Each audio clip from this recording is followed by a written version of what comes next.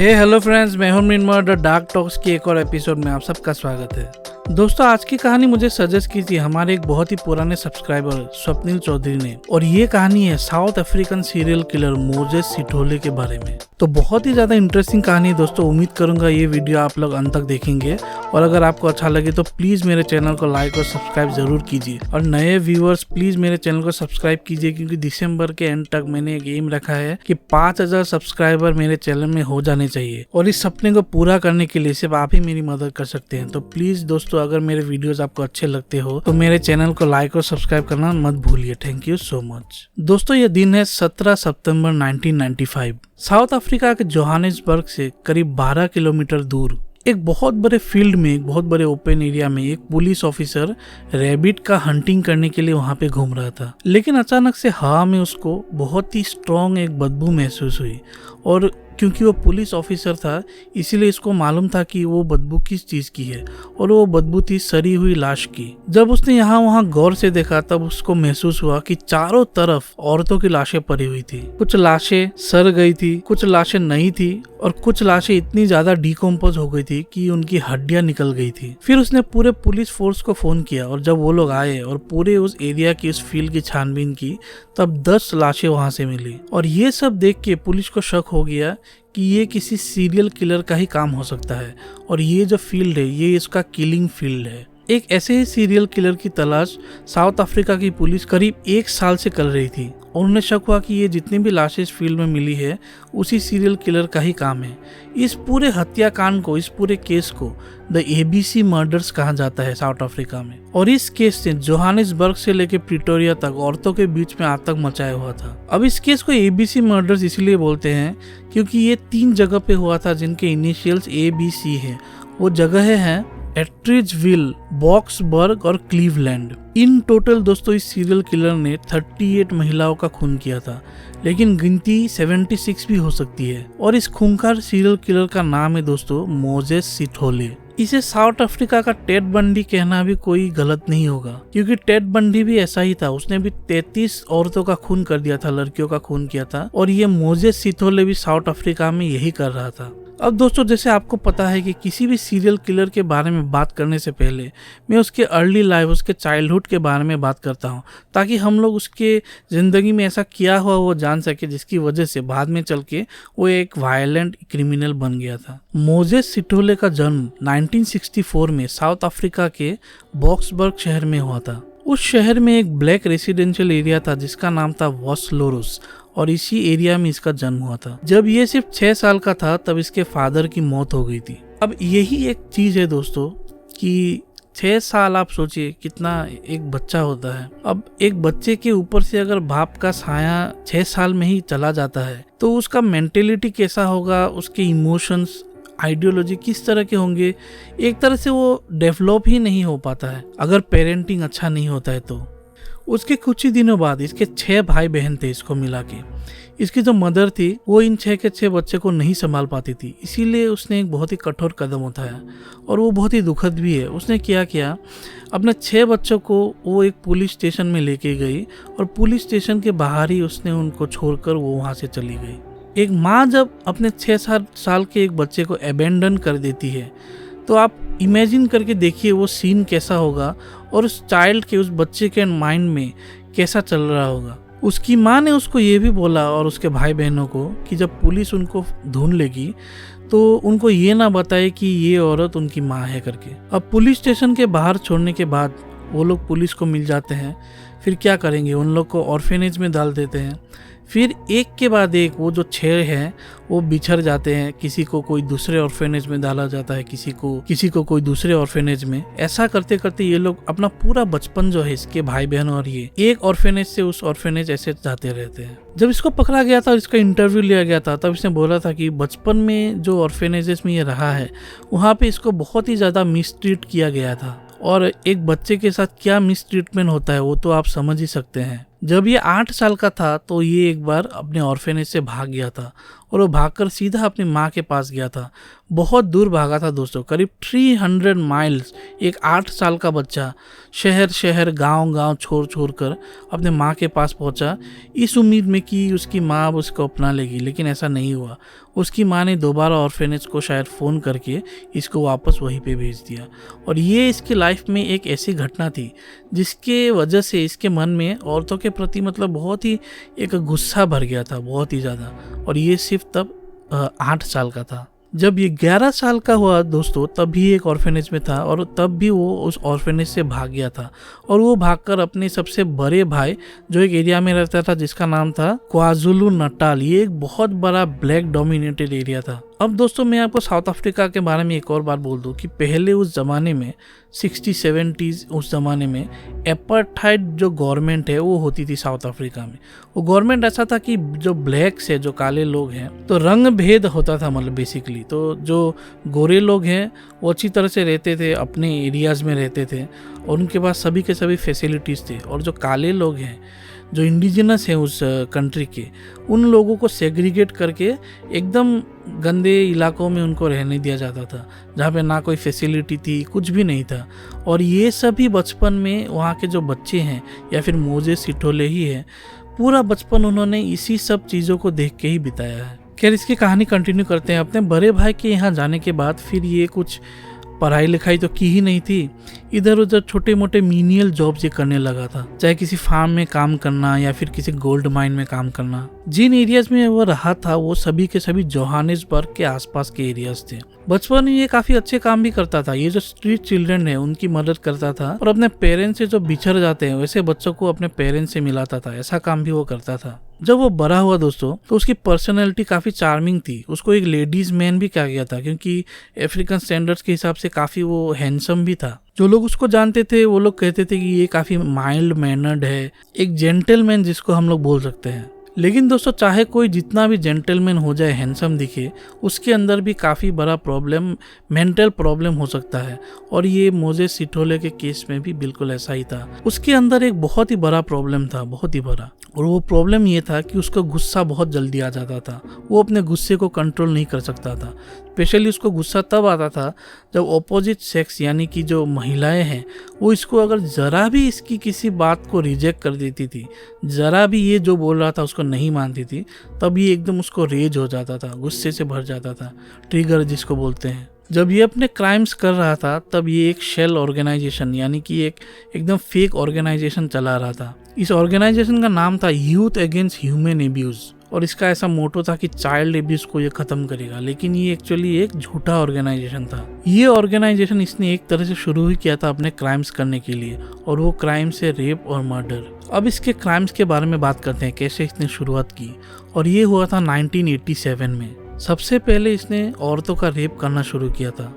एक serial rapist था ये। उसने जो पहला रेप किया था वो किया था उसने उस समय के उसकी गर्लफ्रेंड के सिस्टर का। वो अपने गर्लफ्रेंड के सिस्टर को किसी बहाने से क्लीवलैंड के पास एक माइन में लेके गया, सुनसान जगह थी, और वहां पर जाकर उसने उस लड़की के हाथ पांव बांध दिए और फिर उसने रेप कर दिया। उसका रेप करने के बाद उसने उसके हाथ पांव खोले भी नहीं और उसके मुंह के ऊपर उसने कपड़ा डाल दिया। किसी तरह वो लड़की अपने हाथ पांव खोलकर वहां से बच के निकल गई, लेकिन डर के मारे उसने पुलिस को नहीं बताया। उसने सोचा कि अगर मैं बताऊंगी तो ये हो सकता है फिर से आके मुझे अटैक करे, तो इस डर से उसने पुलिस को नहीं बताया। अब इस चीज से क्या हुआ, जो मोजेस है उसको लगा कि एक इतना बड़ा क्राइम करके वो बच गया है, इसीलिए उसके अंदर एक अजीब सा कॉन्फिडेंस आ गया कि क्राइम करके भी बचा जा सकता है। इसके बाद उसने एक और लड़की का रेप किया और उसको भी धमकी दी कि अगर वो पुलिस के पास जाएगी तो वो उसका खून कर देगा, और डर के मारे वो दूसरी लड़की भी पुलिस के पास नहीं गई। और वो टाइम ऐसा भी था कि जो पुलिस है वो ब्लैक्स लोगों की ये जो कंप्लेंट्स है ये सब सुनती ही नहीं थी।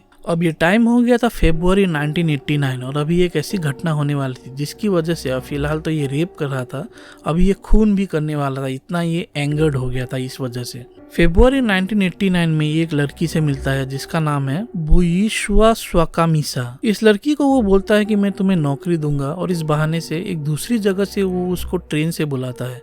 वो लड़की आती है और फिर ये उस लड़की को लेके एक सुनसान रास्ते में जाता है और कहता है कि ये एक शॉर्टकट है हमारे ऑफिस में जाने के लिए।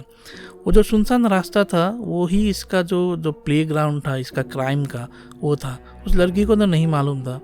वहाँ पहुंचकर इसने उसके हाथ पांव बांध दिए और ठीक उसी मेथड में उस लड़की का इसने रेप कर दिया और उसको भी धमकी दी कि अगर तुमने पुलिस को कुछ कहा तो मैं तुम्हारी जान ले लूंगा। अब इस घटना के कुछ महीनों बाद जो स्वाका मिसा जो लड़की थी, उसने एक दिन मोजेस सिटोले को रास्ते के उस पार देखा। उसको देखते ही उसने पुलिस को फोन कर दिया और फिर पुलिस ने आके मोजेस सिटोले को अरेस्ट कर लिया।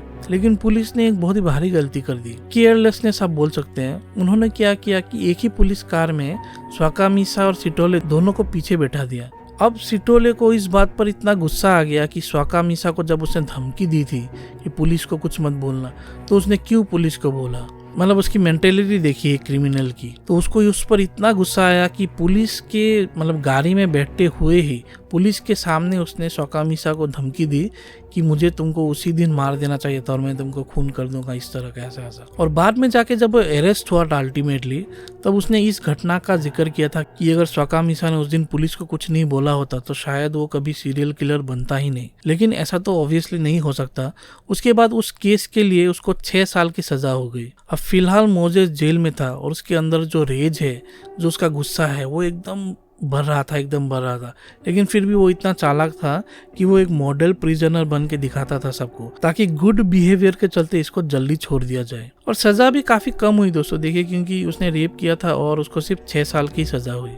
जेल में रहते ही उसको मार्था नाम की एक लड़की से प्यार हो गया। वो लड़की किसी और कैदी की सिस्टर थी जो वहाँ पे विजिटिंग के लिए आई थी। ऐसे शायद इसको मिल गई होगी, इन दोनों में बातचीत हुई होगी और फिर ये दोनों रिलेशनशिप में आ गए। 1993 में गुड बिहेवियर के चलते सिटोले को जेल से रिहा कर दिया गया और फिर वो प्रिटोरिया आ गया और उसने मार्था से शादी कर ली। लेकिन दोस्तों, मोजेस सिटोले अभी भी मतलब एक क्राइम के लिए वो छूट गया था जेल से, अभी भी वो अपनी जिंदगी को सुधार सकता था। लेकिन उसने ऐसा नहीं किया।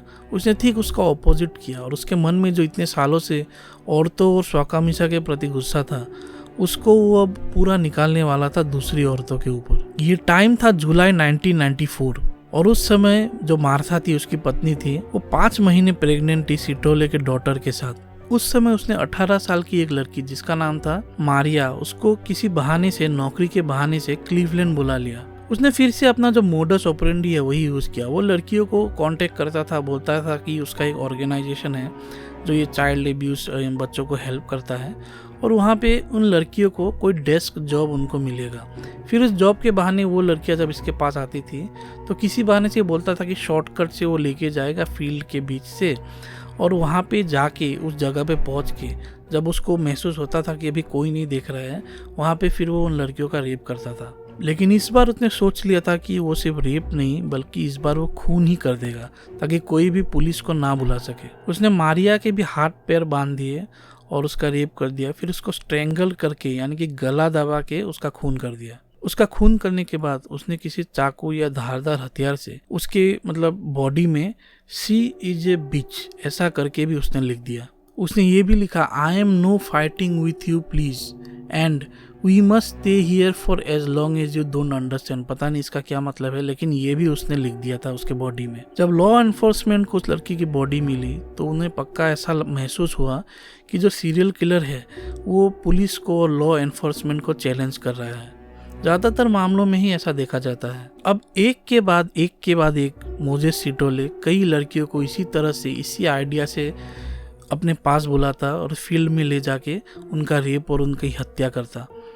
और उसको लगता कि ये जो वो कर रहा है वो स्वाका मिसा जो लड़की जिसने इसको पुलिस के पास अरेस्ट करवाया था उससे वो बदला ले रहा है। ये काम वो कई अलग अलग जगहों में कर रहा था, क्लीवलैंड, प्रिटोरिया, बॉक्सबर्ग, इन सभी जगहों में। यहाँ तक कि उसकी एक मिस्ट्रेस थी, उसका भी उसने खून कर दिया था, उसको भी नहीं छोड़ा था। उसका नाम था एमांडा थेटे। अब इस केस में क्या हुआ, जो एमांडा थेटे की मौत हुई थी तो पुलिस ने एक दूसरे शख्स को गिरफ्तार कर लिया जिसका नाम था डेविड सेलेपे। उसको एक्चुअली इसलिए गिरफ्तार किया गया था क्योंकि वो एमांडा का क्रेडिट कार्ड लेके एटीएम से कुछ पैसे निकाल रहा था और फिर एटीएम का जो कैमरा है उसमें वो साफ साफ दिखाई दे रहा था डेविड सेलेपे। इस बिहाफ पर पुलिस ने उसको गिरफ्तार कर लिया, लेकिन पुलिस के साथ कन्फ्रंटेशन जब हुआ तब पुलिस ने भी गोली चलाई और एक गोली उसको लग गई और वो मर भी गया। और कुछ दिनों के लिए जो एबीसी मर्डर्स हो रहे थे उसको पुलिस ने सोचा कि ये तो मतलब सॉल्व हो गया और जो सेलेपे है वही मर्डरर था, लेकिन एक्चुअली ऐसा था नहीं, क्योंकि एक्चुअल मर्डरर तो सिटोले था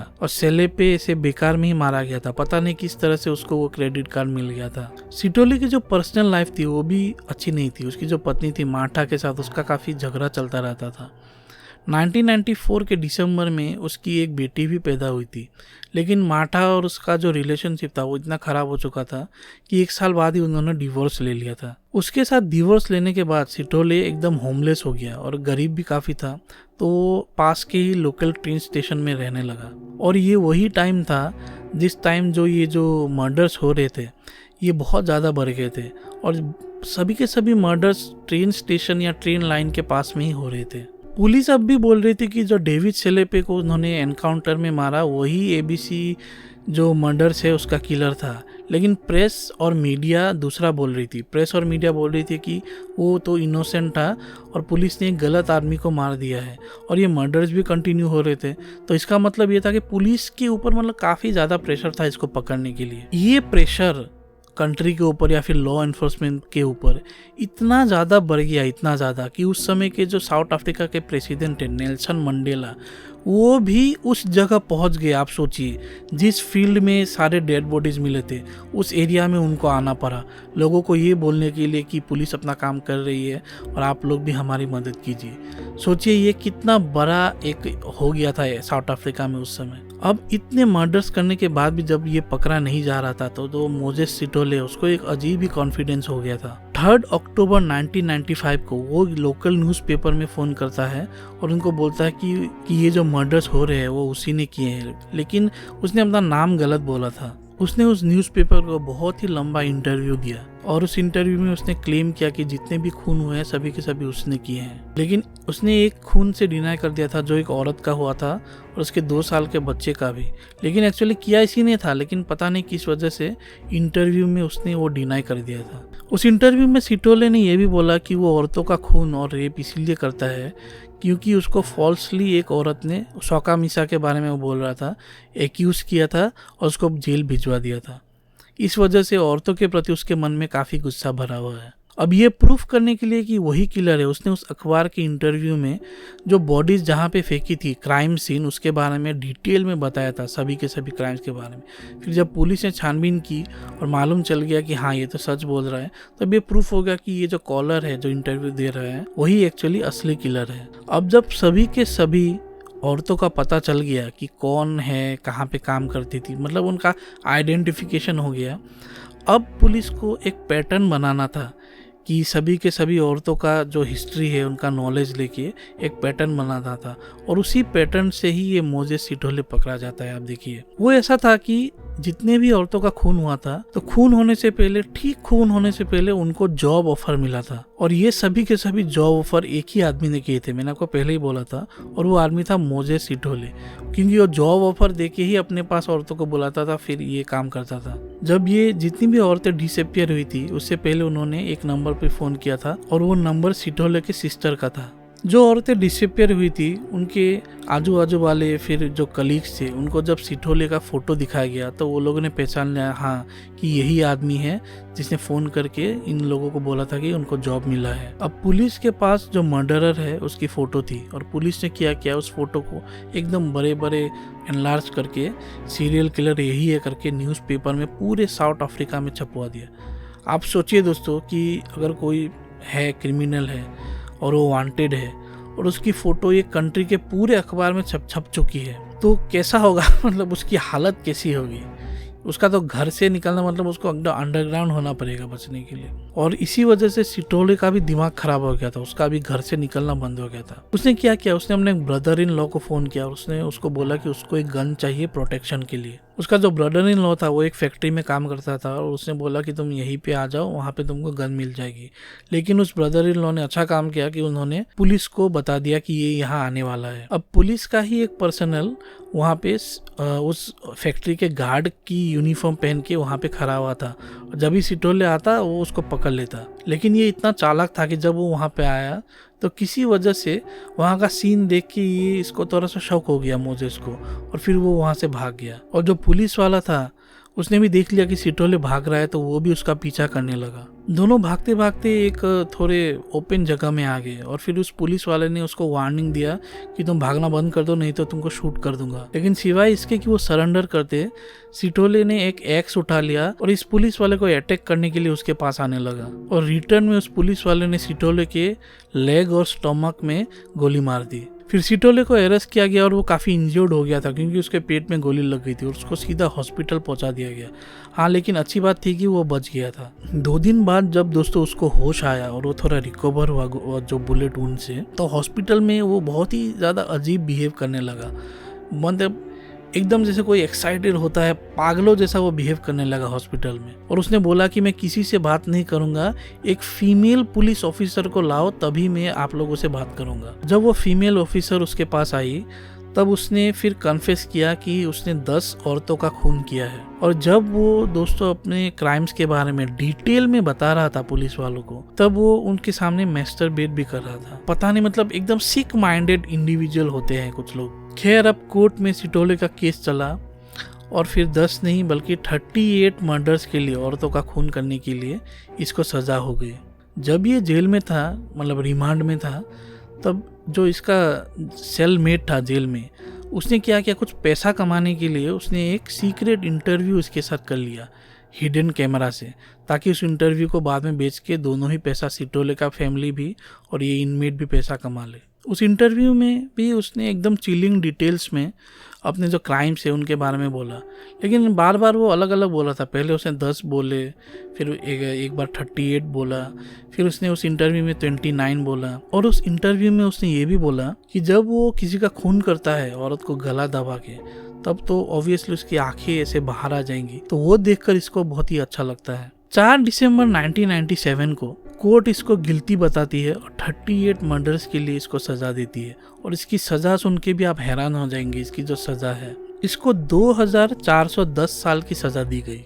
और अगर इसको पैरोल लेना है तो 930 साल के बाद ही पैरोल ले सकता है। मतलब ये वही हुआ, लाइफ टाइम की सजा ही उसको हुई। और आज के दिन ये मोजेस सिटोले साउथ अफ्रीका के सबसे बड़े super max prison C max section Pretoria central jail में अभी भी कैद है। इससे जुड़ी एक और बात मैं बताना भूल गया कि इसने जितने भी औरतों का खून किया वो सभी की सभी ब्लैक औरत थी। ये सिर्फ ब्लैक औरतों को ही अपना शिकार बनाता था। खैर दोस्तों, यही कहानी थी आज की। बहुत ही इंटरेस्टिंग और खतरनाक कहानी है ये। होप करता हूँ ये कहानी दोस्तों आपको अच्छी लगी है, और अगर अच्छी लगी हो तो प्लीज़ मेरे चैनल को लाइक और सब्सक्राइब कीजिए और अब बने रहिए हमारे चैनल के साथ ऐसे और कहानियों के लिए। Thank you so much.